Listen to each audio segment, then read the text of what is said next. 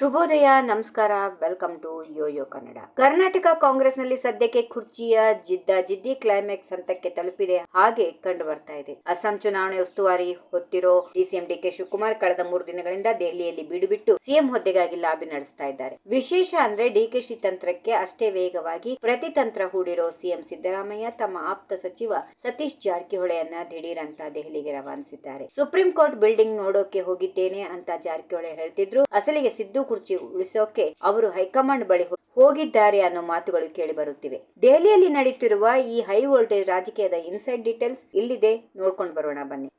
ಅಸ್ಸಾಂ ವಿಧಾನಸಭಾ ಚುನಾವಣೆಯನ್ನೇ ಅಸ್ತ್ರ ಮಾಡಿಕೊಂಡಿರೋ ಡಿಕೆ ಶಿವಕುಮಾರ್ ದೆಹಲಿಯಲ್ಲಿ ಅಕ್ಷರಶಃ ಪವರ್ ಗೇಮ್ ಶುರು ಮಾಡಿದ್ದಾರೆ. ಎಐಸಿಸಿ ನಾಯಕರಾದ ಕೆಸಿ ವೇಣುಗೋಪಾಲ್ ಮತ್ತು ಸುರ್ಜೇವಾಲಾ ಅವರನ್ನ ಭೇಟಿ ಮಾಡಿರುವ ಡಿಕೆಶಿ ಕರ್ನಾಟಕದಲ್ಲಿ ಈಗಾಗಲೇ ಆಗಿರೋ ಒಪ್ಪಂದದಂತೆ ತಮಗೆ ಸಿಎಂ ಹುದ್ದೆ ಸಿಗಲೇಬೇಕು ಅಂತ ಪಟ್ಟು ಹಿಡಿದಿದ್ದಾರೆ.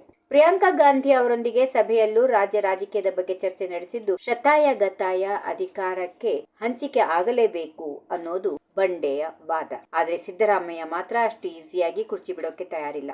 ಬಜೆಟ್ ಮಂಡನೆ ಆದ ಮೇಲೆ ಡಿಕೆಶಿಗೆ ಪಟ್ಟಾಭಿಷೇಕ ಆಗುತ್ತೆ ಅನ್ನೋ ಮಾತುಗಳಿದ್ವು. ಆದ್ರೆ ಸಿದ್ದು ಈಗ ಪೂರ್ತಿ 5 ವರ್ಷ ನಾನೇ ಸಿಎಂ ಅಂತ ಪಟ್ಟು ಹಿಡಿದಿದ್ದಾರೆ. ಡಿಕೆಶಿ ದೆಹಲಿಯಲ್ಲಿ ಲಾಬಿ ಮಾಡ್ತಾ ಇದ್ರು. ಹೈಕಮಾಂಡ್ ಮಾತ್ರ ಅಸ್ಸಾಂ ಚುನಾವಣೆ ಮುಗಿಯೋವರೆಗೂ ಯಾವುದೇ ಬದಲಾವಣೆ ಇಲ್ಲ ಎಂದು ಹೇಳ್ತಾ ಇದೆ. ಆದ್ರೂ ಡಿಕೆಶಿ ಮಾತ್ರ ತಮ್ಮ ಪ್ರಯತ್ನವನ್ನ ಕೈ ಬಿಡದೆ ಹೈಕಮಾಂಡ್ ಮೇಲೆ ಒತ್ತಡ ಹೇರುತ್ತಲೇ ಇದ್ದಾರೆ. ಇತ್ತ ಡಿಕೆಶಿ ನಡೆಗೆ ಪ್ರತಿಯಾಗಿ ಸಿದ್ದರಾಮಯ್ಯ ಬಣ ಕೂಡ ಅಲರ್ಟ್ ಆಗಿದೆ. ಲೋಕೋಪಯೋಗಿ ಸಚಿವ ಸತೀಶ್ ಜಾರಕಿಹೊಳಿ ದಿಢೀರ್ ದೆಹಲಿಗೆ ಹಾರಿರೋದು ಈಗ ಹೊಸ ಕುತೂಹಲ ಮೂಡಿಸಿದೆ. ಧಾರವಾಡದ ಹೈಕೋರ್ಟ್ ಕಟ್ಟಡಕ್ಕೆ ಸುಪ್ರೀಂ ಕೋರ್ಟ್ ಮಾಡೆಲ್ ನೋಡೋಕೆ ಬಂದಿದ್ದೇನೆ ಅಂತ ಜಾರಕಿಹೊಳಿ ಹೇಳ್ತಿದ್ದಾರೆ. ಆದ್ರೆ ಸಂಜೆಯ ಮೇಲೆ ಹೈಕಮಾಂಡ್ ನಾಯಕರನ್ನ ಭೇಟಿ ಮಾಡೋದಾಗಿ ಹೇಳಿರೋದು ಸಿದ್ದರಾಮಯ್ಯ ಪರವಾಗಿ ಬ್ಯಾಟಿಂಗ್ ಮಾಡೋಕೆ ಅನ್ನೋದು ಈಗ ಓಪನ್ ಸೀಕ್ರೆಟ್ ಆಗಿದೆ.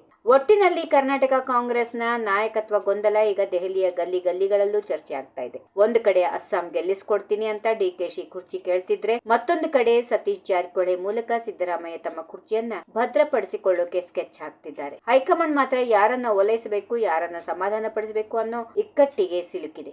ಅಸ್ಸಾಂನ ಚುನಾವಣೆ ಮುಗಿಯುವವರೆಗೂ ಈ ಜಿದ್ದಿ ಹೀಗೆ ಮುಂದುವರಿಯುವ ಮುನ್ಸೂಚನೆ ಸಿಕ್ಕಿದೆ.